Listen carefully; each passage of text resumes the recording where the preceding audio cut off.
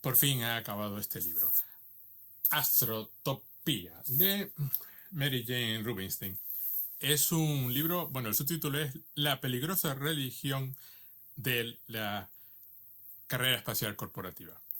Es un libro, en principio, sobre Jeff Bezos, Elon Musk y Branson, que es el tercero ahí distante en disputa.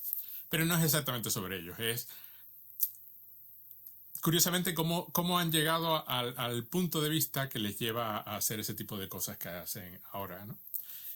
Ella es filósofa, pero es teología y ciencia. Es filosofía de la ciencia y filosofía de la religión.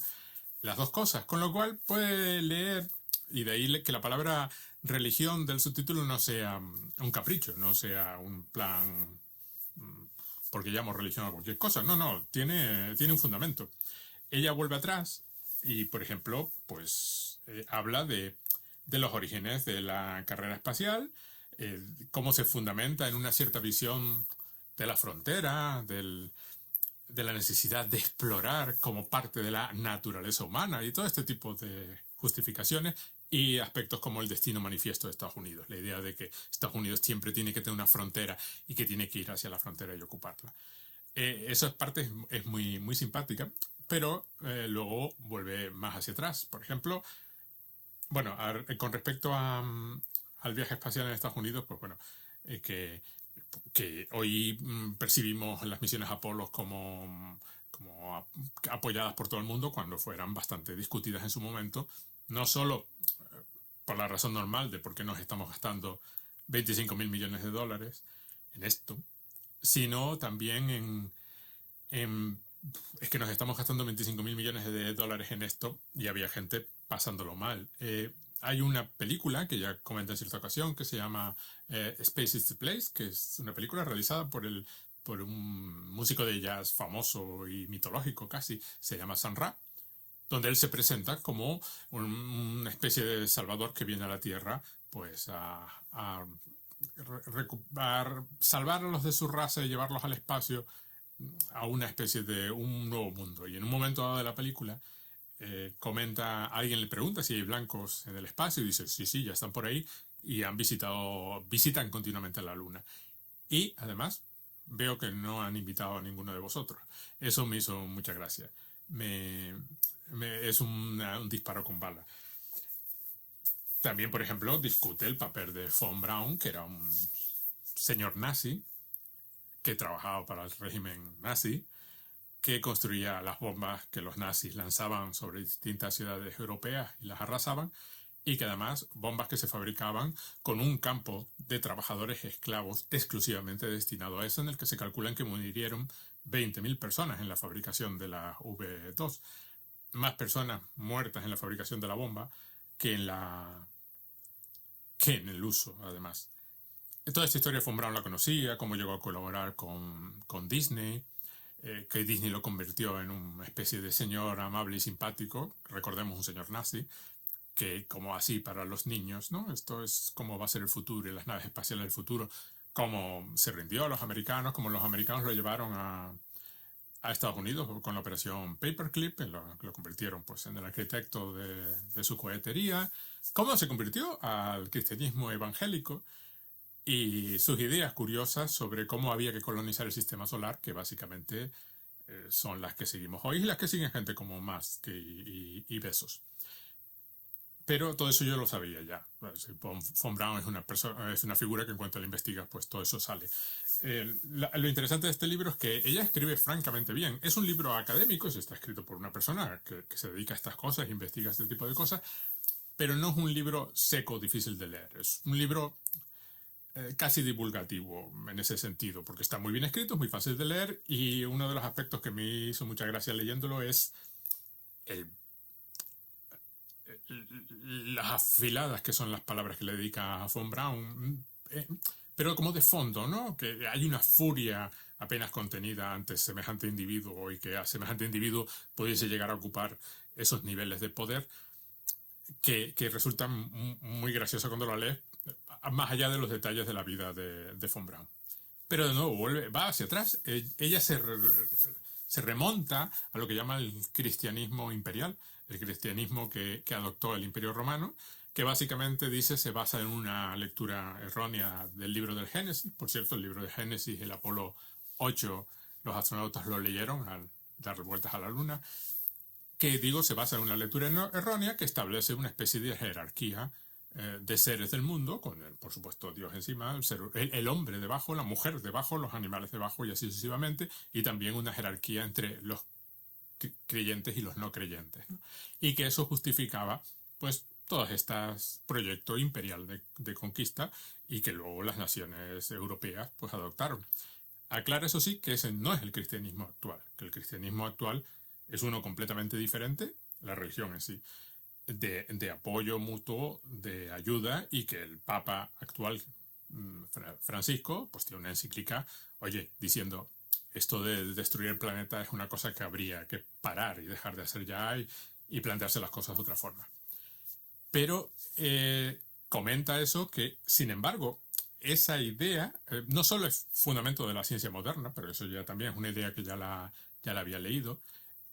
Tecnología, hay un libro famoso que se llama The Religion of Technology de David Noble, que básicamente viene a decir lo mismo, solo que en este caso, en el caso de la tecnología, pero que en el fundamento de la ciencia moderna, efectivamente está esas ideas derivadas de esas otras ideas que alguien pues decidió que eran la forma correcta de ver el mundo, que las piedras son simplemente piedras y objetos inertes y que hay una jerarquía entre seres y que puedes hacer las cosas. Y en un momento dado, eso fueron los descubrimientos, supongo que lo sabía o que lo supe en algún momento, pero comenta el requerimiento. El requerimiento era un texto legal que los conquistadores españoles leían antes de asaltar ¿esto está grabando? Sí. De asaltar una aldea o tomar algo allí en América. Y básicamente lo que hacían era decir, era un texto legal donde decían quiénes eran, que venían, el nombre de quién, no sé cuánto, no sé qué, y que todo esto era de ellos, de España. Y era de España porque el Papa había decidido que era de España. El Papa se los había dado. Y porque el Papa tenía poder para dar esas tierras es porque, por supuesto, el Papa era el representante de Dios, ¿no? En el contexto de ese texto legal. Un texto legal que además se leía en español y que, por supuesto, los indios no entendían. Y en los pocos casos que entendieron dijeron, pero bueno, eso no tiene sentido, que efectivamente no tiene sentido, pero tiene sentido en la lógica de, bueno, aquí hay una jerarquía y yo estoy encima. Otros aspectos son, por ejemplo, la idea de que esa tierra, en el sentido de que no eran propiedad de nadie, aunque había gente viviendo allí, o que si tú no estás haciendo uso de unos recursos, es legítimo quitártelos para darles buen uso. ¿Qué es lo que pasa luego con cuestiones que ya lleva más adelante, pues los distintos tratados que hemos desarrollado para el espacio? Está el Tratado del Espacio Exterior, que es un texto bastante utópico, donde dice que el espacio se colabora y que hay que ir allí en beneficio de toda la humanidad, pero por supuesto los que fueron a la Luna eran americanos. Y ya deja claro que además hombres y blancos, y en principio para toda la humanidad, pero la bandera que plantaron en los Estados Unidos y aquello, bueno, lo hacemos para todos, pero lo hemos hecho nosotros y que quede claro. Y la historia de los distintos tratados hasta llegar al actual de las misiones estas Artemis, pero hay el caso curioso del Tratado de la Luna, que eso sí sabía que pasaba, que era que hay un tratado para proteger la Luna que es más explícito sobre lo que significa compartir los recursos, da más detalles, no se queda en la simple retórica de que somos todos hermanos y hay que compartir lo que tenemos, ¿no? El otro es más explícito sobre lo que debería pasar y, por tanto, ninguna nación con capacidad de ir al espacio lo ha firmado.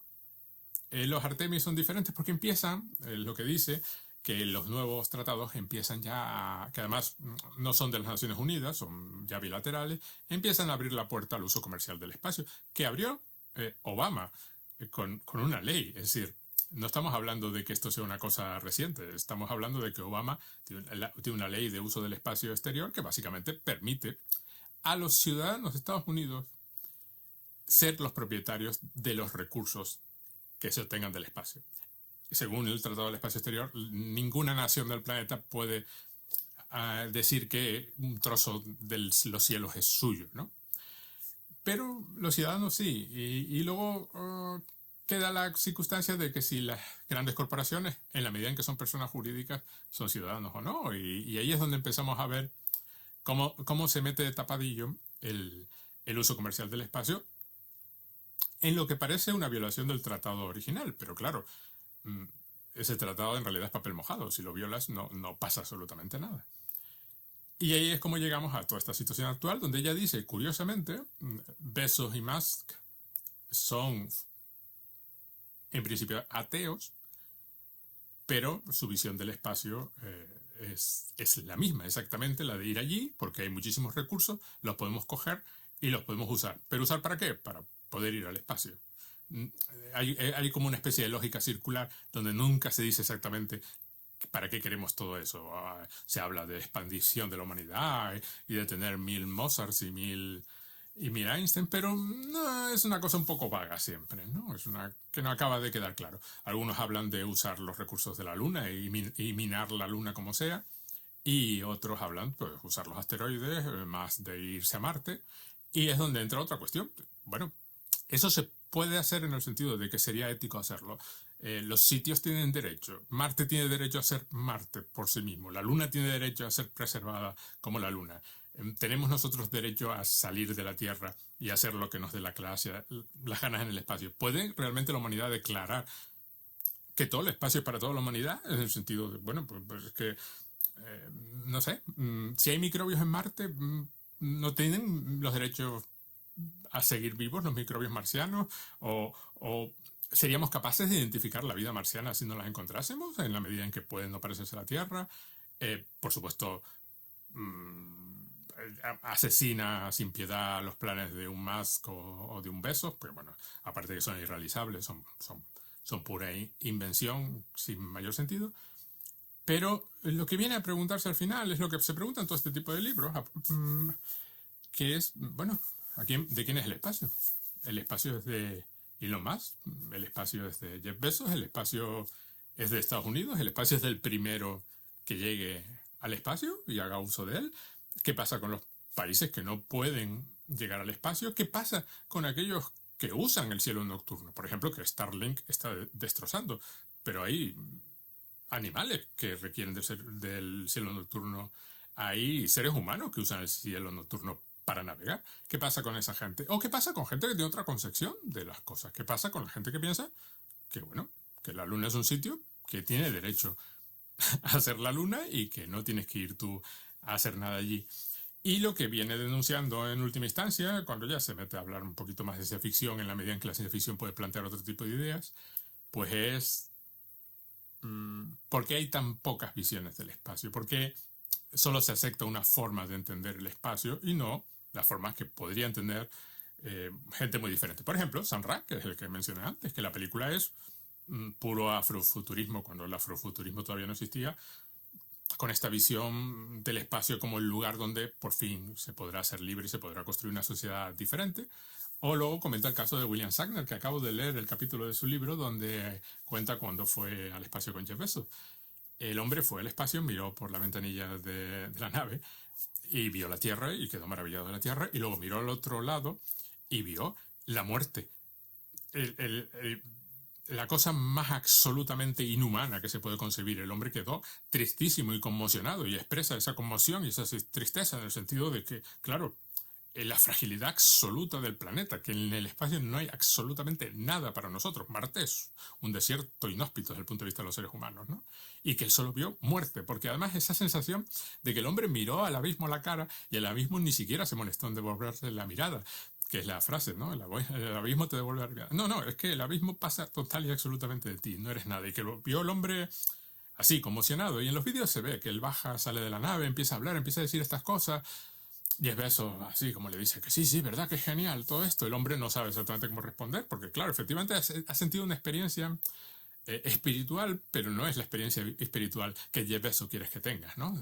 La majestuosidad del espacio y que tenemos que ir allí por su destino manifiesto, que él dice. No, este hombre sentía otra cosa, luego pues descorcha una botella de champán y la cosa sigue como sigue, y el hombre no tuvo oportunidad de terminar. Pero el libro es muy divertido, también tiene una columna, tiene una editorial en The Guardian que expresa sensaciones similares y que se volvió más absolutamente ecologista que nunca, claro, al ver la fragilidad absoluta del planeta y que absolutamente todo lo que interesa a un ser humano, todo lo que un ser humano necesita para vivir, existe únicamente en un punto del cosmos. Esa es una forma de verlo, y hay mil más formas de verlo. Pero lo que el libro denuncia, y otros libros que digo similares a este, es pues eso, que ¿por qué prima una? ¿Por qué prima esta visión del espacio como un lugar al que vamos a ir a buscar recursos. La Luna como una mina gigante que está dando vueltas alrededor de la Tierra. Marte como una segunda Tierra. Y que la exploración espacial no tendría por qué ser así, que podría hacerse de otra forma, ¿no? Y que esta visión va a acabar perpetuando en los cielos lo peor que ha pasado en la Tierra. Ya digo, algunos aspectos muy bien en el sentido de que no los conocía, otros pues ya lo sabía y tampoco me descubrió nada. Eso sí, me apuntó en la dirección de otro libro que se llama Dark Skies, que pinta muy bien. Está escrito por, creo que alguien experto en relaciones internacionales, y es un libro de unas 400 páginas diciendo básicamente lo mismo. Sí, no se nos ha perdido nada en el espacio, y ir al espacio es un absurdo hasta un calibre que no se puede imaginar. Original Sin, que ya tengo por ahí, es el de que lo del espacio pues nace, es una cuestión puramente militar, porque supuestamente no puede haber armamento en el espacio, pero bueno, eso es otra cosa que ya se verá, porque para eso creamos las Space Force. Los Estados Unidos tienen la suya y otros países acabarán creando las suyas también. Cuando hay derechos de propiedad, hay cosas que se pueden perder, es necesario defenderlos y habrá que militarizar el espacio de alguna forma. El libro muy bien, me obligó a añadir un par de puntos al vídeo que estaba preparando, y otros aspectos los dejo para otro posible vídeo futuro sobre el mismo tema, porque por ejemplo me gustaría hacer uno sobre afrofuturismo, y aquí hay algunas ideas interesantes y visiones diferentes del espacio. Por cierto, que me llegó esto también para mi vídeo, porque bueno, hay un punto donde esto no es nada, lo vi en Amazon y por 4 euros me pareció ideal. Esto es la nave de Jeff Bezos. Tiene el tubito para lanzarlo y supuestamente alcanza, no sé lo que dice, como 20 metros de altura. Seguro que es mentira. Mi hija se ríe y dice que no, que es imposible. Bueno, pues esto es lo que dio este libro para sí. Esta es mi reseña rápida y mi comentario. Hasta la próxima.